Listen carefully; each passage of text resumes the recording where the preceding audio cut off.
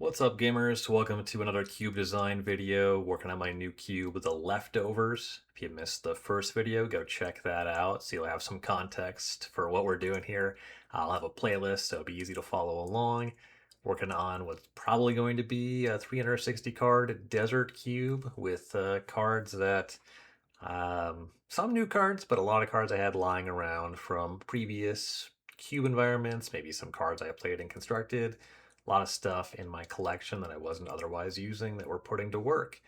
And kind of the two big cards on the first update were Bazaar of Baghdad and Mishra's Workshop, which are two cards that are going to require a lot of work in the design, both to try to stop them from being totally broken, because it's not a powered cube, and then also to make them appealing to actually play. So today I'm going to be talking about a lot of stuff in the artifact space to make Mishra's Workshop work.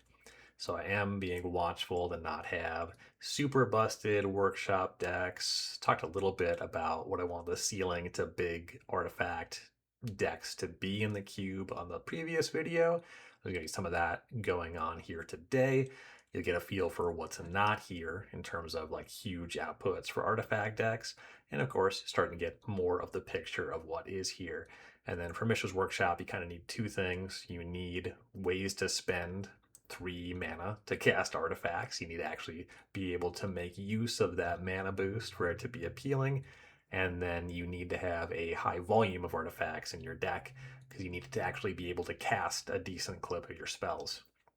And kind of a big thing that Mishra's Workshops tend to do, at least in Cube, this is somewhat true in Vintage Constructed as well, but playing cards that you can filter your Mishra's Workshop mana into just other mana sources. So you can generate mana to play the game with these cards, where Thran Dynamo, you can use it to cast non-artifact spells. So it costs 4, you can't cast it with just the workshop, but it gets you started. Gilded Lotus, even a little bit more in this space. It's more expensive, but then that taps for 3 mana of any color. This is something you would see in powered cubes for a very long time. This is stuff that was in my Grixis cube once upon a time. The 3 mana stuff is even more powerful in this space because you can just play these turn 1 with the workshop.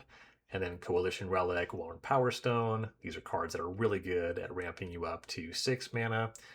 You'll always get up to 5 playing these 3-drop that makes 2 mana, and then they're very good. Just one more land drop gets you up to 6. These are going to be useful for like the Yawgmoth's Bargain deck.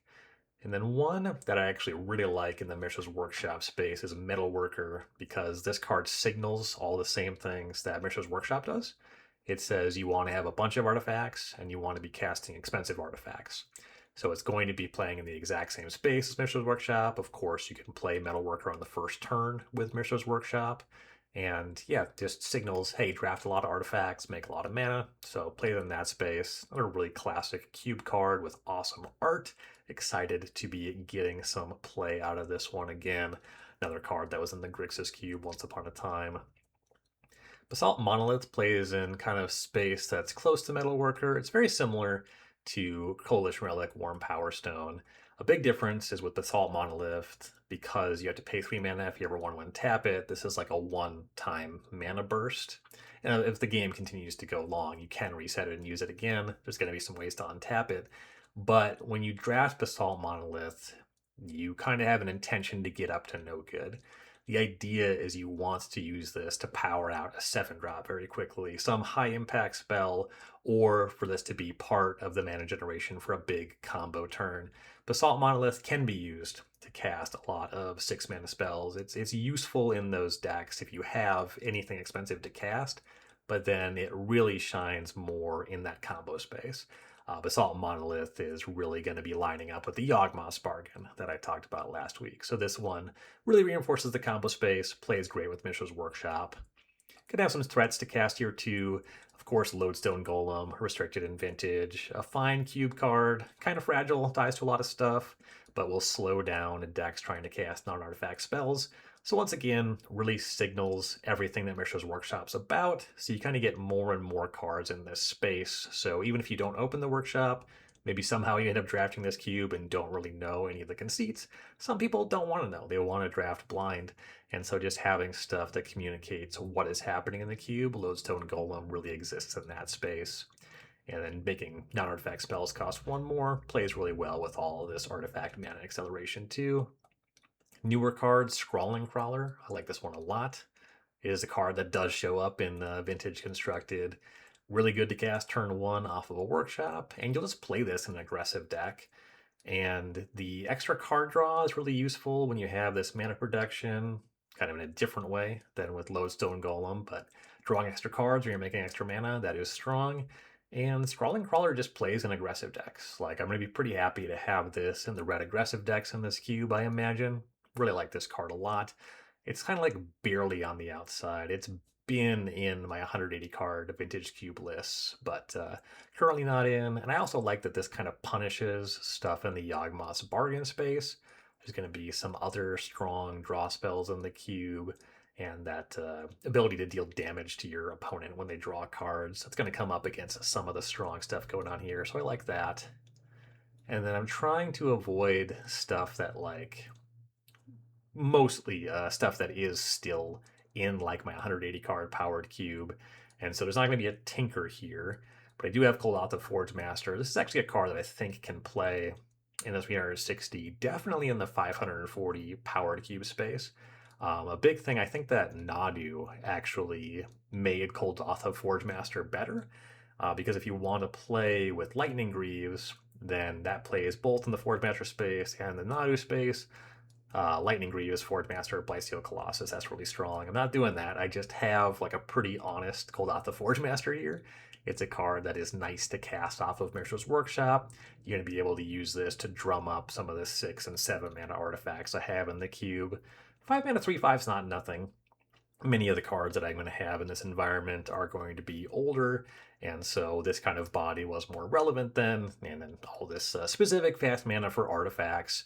This is another card that signals loudly there is an artifact deck. So just like with Metalworker, I really like what Colossus Forge Master is doing in terms of saying that there's something in that Mishra's Workshop space happening here. Awesome card for the cube. Voltaic Key, this is where I'm like, getting to a little bit of the cards that are actually in my 180 card, the Vintage Tubert. I have Manifold Key there for Time Vault, but Voltaic Key is a card that would have been in the Grixis Cube many years ago. It untaps Basalt Monolith, that's a huge one. It can be useful to untap, you know, the Thran Dynamo, the Gilded Lotus. There'll be other stuff to untap with Voltaic Key.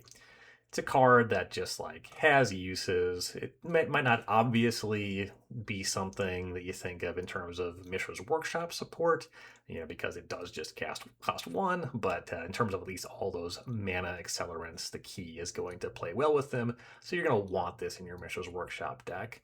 And sometimes the math works out weird where you have 1 mana floating off of your workshop. There's some 2 mana stuff I'm going to talk about here. So the key is going to play in those decks. And then I have a pretty decent spread of 6 and 7 mana stuff, where the workshop, even with no other mana acceleration, if you have 4 lands, one of them is a workshop, you can cast a 6-drop if it's an artifact. And then with the mana acceleration, it's going to be really useful for some of these, specifically Mindslaver. The ideal case for Mindslaver is you can cast this for 6 and immediately activate it for 4 and take your opponent's turn. And there's going to be situations where you have to tap out or tap low and you won't be able to activate it right away. Those are the games where Mindslaver is going to be vulnerable to a Naturalize. And I think that if Mindslaver is just strong consistently, it's a card that I'm going to watch because I do have some spell-based combo stuff that I'm planning in this cube. And when you take over your opponent's turn and they have like rituals and looting effects, you can really reduce them to nothing. Like a Mindslaver can just be an explicit game winner just with a one-time effect against those decks. So this is one that I'm going to kind of watch, but it's a sweet old card. It doesn't really show up anymore. It would have been in the Grixis Cube at various points with or without Academy Ruins. This is a combo that used to show up in Extended many years ago. Some other constructed environments. I'm sure that some people have done this in Modern.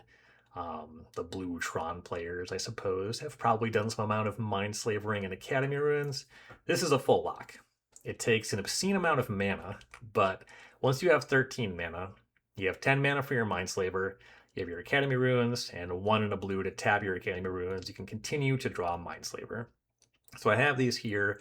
There's going to be kind of a larger package that incorporates these cards and some other interchangeable parts for some more things that would have showed up in extended and older constructed formats.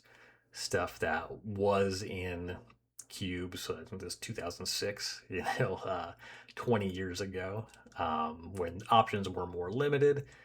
These cards don't necessarily play the best, but I want to try them because I still have them, and there are definitely people that have some fond, nostalgic thoughts about these. And then I am interested in other stuff to put in the Academy Ruins space, like any artifact that kind of does something. You can sacrifice it or use it for some big effect. Academy Ruins is useful to redraw that. I'm not going to have Walking Ballista in the cube. I think that that one is just like a little bit too easily powerful with the mana acceleration here. Like it's very straightforward what we do with that. And I think the output is too strong in a generic way. So I'm not going to like have Academy Ruins for Walking Ballista. I am interested in some other stuff. Hit me up in the comments. What do you want to put on top of your deck with Academy Ruins? Old school, modern, modest answers preferred. It has a card that does just play against, the volume of naturalizes are going to be in the cube. This can just reset any powerful artifact. So let's say you curve out your Grand Dynamo or your Coalition Relic and your opponent destroys it. You have some expensive cards stranded in your hands. Like sometimes Academy Ruins to get the mana ramps back is significant when you need to draw like a lot of mana. And then sometimes you have your mana online, your opponent destroys your payoff, the Academy Ruins does just get that back. And then I'm going to have some more stuff in this modest 6 and 7 drop cards that used to see play space. Staff of Nin. This card, there's a much more powerful card that is currently played in Powered Cubes. I actually have a copy of Palantir of Orthanc that is not quite up to snuff in my vintage Tubert. And I was looking at that today and thinking, well, maybe I should just put the Palantir in the cube. Maybe I will, maybe I won't. I have more of a fondness for Staff of Nin, like paying 6 and really meaning it for a one-sided Hauling Mine. There's going to be some amount of 1 toughness stuff and tapping to deal damage every turn. It's not nothing. This is a very charming card. If I want to go with cards that have invalidated Staff of Nin, I could also put in Coercive Portal, which is just a 4 mana one-sided Howling Mine. I want to try the Staff of Nin. There is just broken stuff in this cube. We've already talked about Yawgmoth's Bargains, Yawgmoth's Will, Fast Bond, or whatever. But I do want to have some more stuff that just doesn't show up anywhere, that some people have never seen and have no reason to have seen, and some people, even if they have seen it, would have forgotten about it. I don't love, like, Coercive Portal has that, like, multiplayer, but it's functional in a 2-player game rules text, and Palantir is kind of like crunchy to read. I do have some cards that are tough to read in this cube because they are old printings. Like a lot of old Magic cards, you need to read the Oracle text because they're worded so strangely. I mean, like the Basalt Monolith I'm putting in is actually an alpha copy. So it's a mono artifact, right? There's some weirdness here, but I like that old school weirdness more than the newer things, especially the stuff that like this was a multiplayer rule, like the Will of the Council stuff, and figuring out what that means in a 2-player game. So stabbing in, getting some points for being weaker. That's like something that I am choosing to favor of the Staff of Nin for, because again, I don't want the Mishra's Workshop to just destroy everybody every time that it's drawn, and just ease of reading this card. So this is something deliberately modest, and there's things that are going to have to be felt out regarding power level even once I get like the list together on paper. These are cards I'm going to be thinking about. Do these really exist harmoniously in the environment? And of course, that will become even more apparent once I actually start playing games. And then some more threats to cast. Triskelevis. So I was talking last time about how mere Battlesphere, I think, is a little strong for what I want to do with a big artifact payoff, because it immediately makes a bunch of tokens. Triskelevis, this is another classic one. This saw a good amount of play in Standard, and then it would have showed up in like Extended. I don't have a memory of ever seeing Triskelevis in Modern, but somebody has probably done it at some point. Whether they were very successful, I don't know. But this is a card that can make tokens, so it enters with a bunch of counters, 3 counters, and then you can pay 1 to remove the counters to make these 1/1s that sacrifice to deal a damage. And because you have to sink that mana in to make the tokens, as opposed to the Battlesphere that does it just when it enters, you have to work a little bit harder here. And Triskelevis, I also like that this card does really play in the Academy Ruin space. 2 cards from Time Spiral, that was a part of that standard environment. With the Triskelevis, even if your opponent doesn't have an answer to it, you can remove those counters. You make a bunch of those 1/1s that can deal damage, and the final one, like you remove the last counter, you can sacrifice one of those Triskelevites to destroy the Triskelevis, and then it goes to your graveyard. You can Academy Ruins to get it back. Ton of mana to sink into that. Really fiddly. I want some of the games to go that way in this cube. So Triskelevis is way more in line with my vision here than mere Battlesphere. So some stuff that's a little bit fiddly, a little bit weird. Steel Hellkite is one that I think next to some of the other cards, this card reads kind of strong to me. I'm willing to believe that this one comes in above the output of what I want, because it's just like a one-sided Pernicious Deed when it starts hitting your opponent. And you can cast it pretty quickly. You can actually cast this on turn 2 with Mishra's Workshop into any of those 3-mana artifacts. And that could really take over games. It's going to be removal for it. That is a very specific draw. There's not going to be too many ways to power out Steel Hellkite that quickly. So I do want to try it out. This card, it was just a total limited bomb and showed up a little bit instructed, but not too much. It's one that I have some nostalgia for, so I'm going to try it out here. And it does rank, like, just thinking about cards that I've played and cards that are good with Mishra's Workshop. Wormcoil Engine, also from Scars of Mirrodin, is an option, but that one's a little bit too much in the generic value space, especially when I get into some of the other cards that I'm going to have here, where the Steel Hellkite is a little bit easier to manage in a fair game. And then, I still have the Academy Ruins if you're trying to steal Hellkite and it ends up being too fragile. So there's give and take, some push and pull in a lot of different directions. The Steel Hellkite is kind of on the stronger side of what I want a 6-mana artifact to look like in this environment. So I'm going to try that one out. And then Wormcoil Engine, a little too strong for my vision here. And then part of why I think Steel Hellkite looks so strong is that I'm trying out Duplicant. Just a 6-mana answer to 1 non-token creature. This is either a 2/4 or it has power and toughness equal to the imprinted creature, the creature that you exile with it, and doesn't gain the abilities. Like, this is just a weird removal spell. There's going to be a little bit of stuff in the creature cheat space. There's going to be some more stuff that plays with artifacts that I'm going to be talking about on another video. So Duplicant is largely going to be something that I think is pretty weak unless you're workshopping, but it can play with the other mana acceleration that I have here lined up for workshop. Duplicant, I think, is a fair amount weaker than the Steel Hellkite, but it can still play. It's a card that used to show up in a ton of cubes. You're talking about playing the best card over 20 years ago. Duplicant did rank once upon a time. This was a real card for big artifacts a long time ago. So I want to give Duplicant its due. And then one that I am much less certain of. Like, I think that Duplicant really does just play. Even if it's a little bit inefficient, if you can make any game about creatures, Duplicant can play. Phyrexian Colossus is like, I have a copy.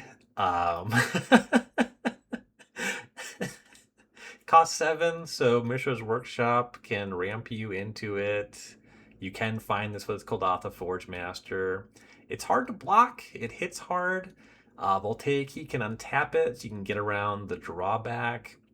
It's just like a really cool card. Like the old card frame is something that I am gonna try to have pretty present in this environment. There's a number of things from the 2010s and some newer cards. There's going to be some newer card frames for sure, but where I can, I like finding some stuff with the older card frame. Phyrexian Colossus on the list is a card that kind of makes me want to put in Tinker, so you can Tinker for Colossus, because that is strong, but it's like not even that strong. This is a card that makes me sympathetic to Tinker, but we'll see if the Colossus makes decks. I think that the Desert Cube constraint in a number of different cheaty things, like Channel Phyrexian Colossus, is going to beat some people. And in the process of doing so, it gives them multiple turns. Like, that's something that's vulnerable to a disenchant effect. So I'm sympathetic to what this card is trying to do. I don't have the most faith in Phyrexian Colossus to actually get on base, but I want to give it a fair shake here. Classic card for cube, Solemn Simulacrum. You'll still see this in a lot of cubes today. Really nice to Mishra's Workshop this one out. And by really nice, I mean very modest by today's standards. You're going to play a land that taps for 3 mana, and this is your output. It's hard to even paint you as the villain, but really cool, classic value card. Love Solemn Simulacrum. Had a copy that I wasn't using. The original Mirrodin copy is the only Solemn Simulacrum from me. The Jens Thorin, the sad robot, he's here. Decent clip of Scars of Mirrodin cards, Scars of Mirrodin block. My first Pro Tour was Nagoya after New Phyrexia, so that was the Scars of Mirrodin block Pro Tour. So I have a lot of nostalgia for many cards from that set. Precursor Golem, a cool threat to ramp out. There's going to be some other stuff with artifact synergies that can take advantage of Precursor Golem. This is 5 mana for 9 power and 9 toughness that all gets killed by a lightning bolt because of the copy ability. So this is a pretty fragile threat, but also with some recursion. There's going to be ways to get a bunch of golems playing with this. So this is upside and downside with this ability. Making a bunch of golems is sweet.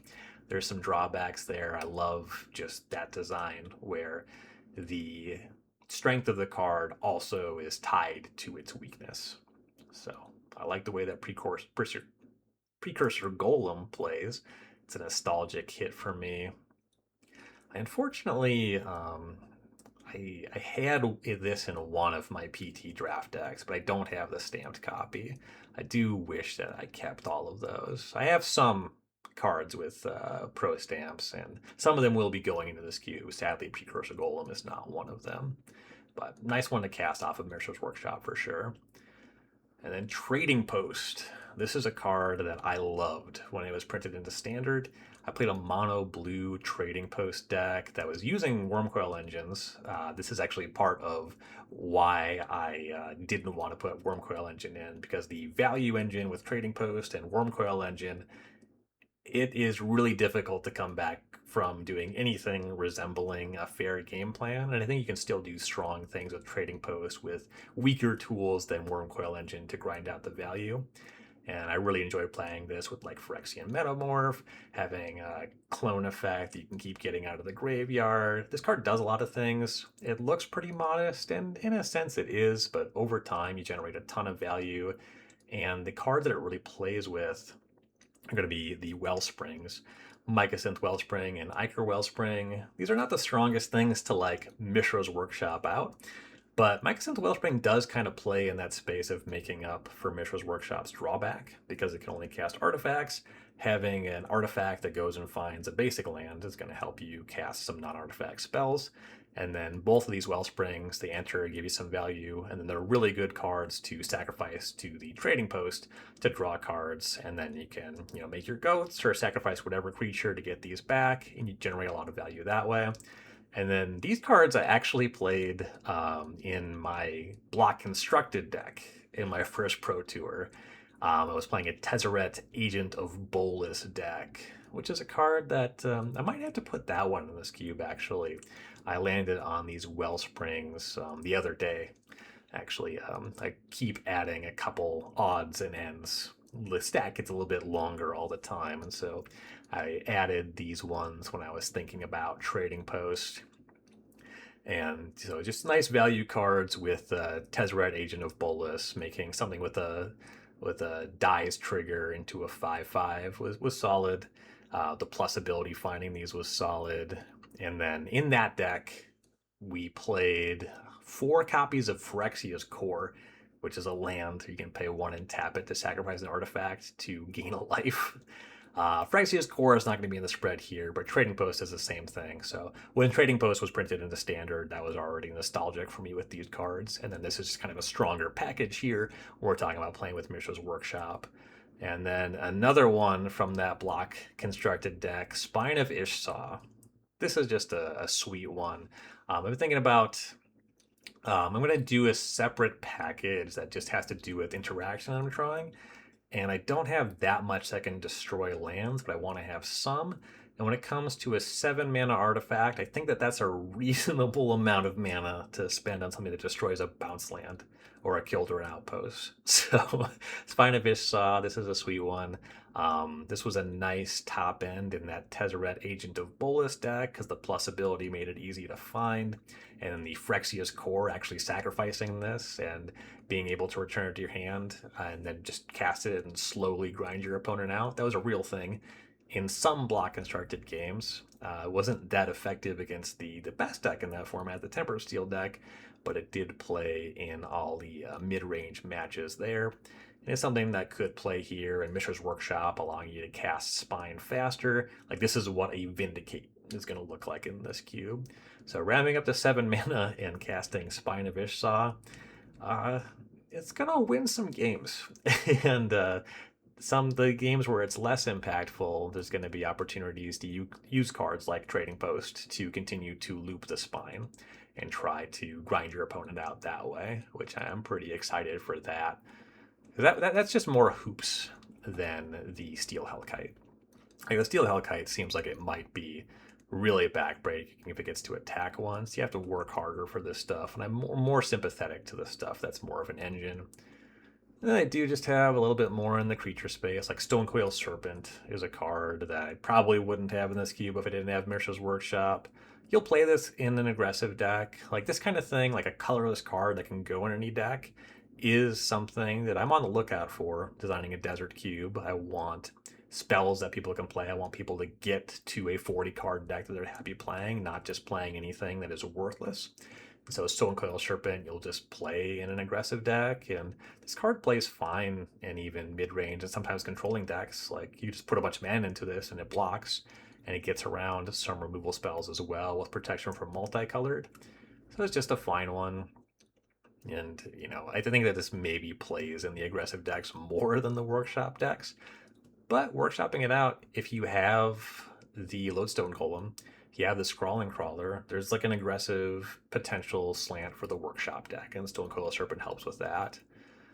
Then one that I'm less sure on, Clock of Omens. I don't actually know why I own a copy of this card, and it's funny, I have this Magic 2013 copy. This was first printed in 5th Dan. I usually have a strong preference for the first printing of a card, so I don't actually know why I have this card, but I have one in my collection. I know that there's different artifact space that I've played in. Maybe I've had this one in the Artifact Tubert, but just tap 2 untap artifacts to untap target artifact. There's stuff you can do here. Like this plays with Trading Post. I don't know if there's going to be enough infrastructure for this to play with like Koldatha Forgemaster, and I'm on the lookout for more cards that play with Clock of Omens. Like this is one that I suspect I either need more stuff to play with Clock of Omens, or the Clock of Omens is going to be cut. Like this card needs more support than the Voltaic key does. But Mishra's workshopping this out. It does seem cool to me. I'm interested in any suggestions anyone has about something that kind of fits the aesthetic that we're going with here that plays with Clock of Omens. I would certainly be interested in what you like to do with Clock of Omens. I think it's just a really cool card. And then this is another example of me playing a weaker version of something to play with Mishra's Workshop instead of just giving you something really strong to ramp out with Mishra's Workshop. Ring of Gix is in many ways weaker than the card Icy Manipulator. which Icy is just 4 mana, and you can pay one to tap it to tap an artifact, creature, or land. Or it might even be any permanent. Um, but then Ring of Gix has Echo, so the turn after you play it, you have to pay its cost again. So it's 3 up front instead of 4. You have to pay that cost next turn, and Mishra's Workshop can't pay the Echo of Ring of Gix. And I actually like don't really want you to Mishra's Workshop and like really easily lock your opponent out of the game. So Ring of Gix is better if you have Mishra's Workshop. Like when you cast it, you can use the workshop, and then you have to use different mana on the following turn. But mostly, I wanted this kind of effect. Like Icy Manipulator is a really strong card. It's a card that I enjoy playing with, and the pre-modern tuber shows up as an answer to everything. It's like a colorless card that's really good at answering a number of different things. I like that. And then Ring of Gix, I actually find it pretty charming that this card is in many ways weaker than Icy Manipulator. This is also a really funny card because it's on the reserve list, and it is one of very few cards on the reserve list that is still dirt cheap. You can get this card for less than $1. So I find this card very charming. And then it is kind of an answer to Mishra's Workshop. Like you can play Ring of Gix and tap the workshop in your opponent's upkeep. Will you be able to do that fast enough? You know, that's the reason for the air quotes. I don't know, but this is a card that can interact with lands, and then it's going to be useful to answering a number of creatures. It'll lock down your opponent's Steel Hellkite. You know, so this card does some stuff. I like Ring of Gix. It might just suck, but also I fully plan on keeping this card in the queue. I'm married to Ring of Gix. And then Felwar Stone, I have the dark copy of Felwar Stone. It actually plays pretty funny. The mana that it makes is the color of any opponent's lands can produce. So you kind of just like don't know what the output's gonna be. So that's kind of funny. It's good to have a mana rock again in your Mishra's Workshop deck. This 2 mana one that taps for 1, it's less desirable, but you'll still play it. So I'm going with the Felwar Stone largely because I do have the dark copy. It's a card that was in the Grixis cube. I've had it in powered cubes. I tried it in pre-modern. Mana rocks actually have not played as well there as I thought that they might because the spells that you're casting just kind of suck. Like there's specific curves where it plays really well, but outside of having the draw spells, like outside of having the factor fiction, there's only a small range of cards that are really worth ramping into, which makes the rocks worse. And want to play with the Dark Felwar Stone. But that does open up kind of a broader topic. I had pulled aside a set of talismans. And you have the 10 2 mana rocks that tap for colorless or one of 2 colors and deal damage to you. And I am thinking that these are too boring. I think that the fact that you'll play these in any deck, they give you a really straightforward thing to do at Mishra's Workshop, is just too generically appealing. Sound off in the comments if you think that talismans are something you'd really want in this environment, and not just because they're strong. If your argument is that these are strong, we agree, and that's why I don't want to put them in the cube. I don't want to just have a ton of stuff that makes it really easy. You always pick one Mishra's Workshop, and you never look back. And the other side of that is that these are just going to make decks. You're going to really happily play mana rocks in your critical mass spell-based combo deck. Like having any talisman in your Yawgmoth's bargain deck is very strong. There's other stuff in the combo space that makes these very appealing. And I'm going to have a number of like 4 and 5 mana, just pretty strong threats that you'll be happy to have these in a deck. I kind of like having a little bit of this. I like having the Felwar Stone. I think this is something that having this volume does not appeal to me. But if somebody wants to make a case of something that makes the talismans cool, they do make it so you more likely can play all your cards or come with a 40 card deck where you definitely are fine with everything because these cards you can just put in any deck. If you have enough of them, you can trim a land and be happy. If you have 1 or 2, you play them as a spell. So again, I get them being appealing, I get them being strong, Sell me on why these are cool.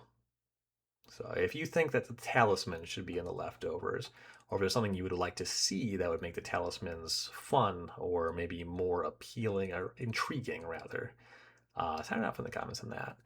And then one last card I want to talk about. So in terms of the leftovers, in terms of cards I had laying around that I don't play with, a few years back, I decided to put together a CDH deck. I wanted to try the format out.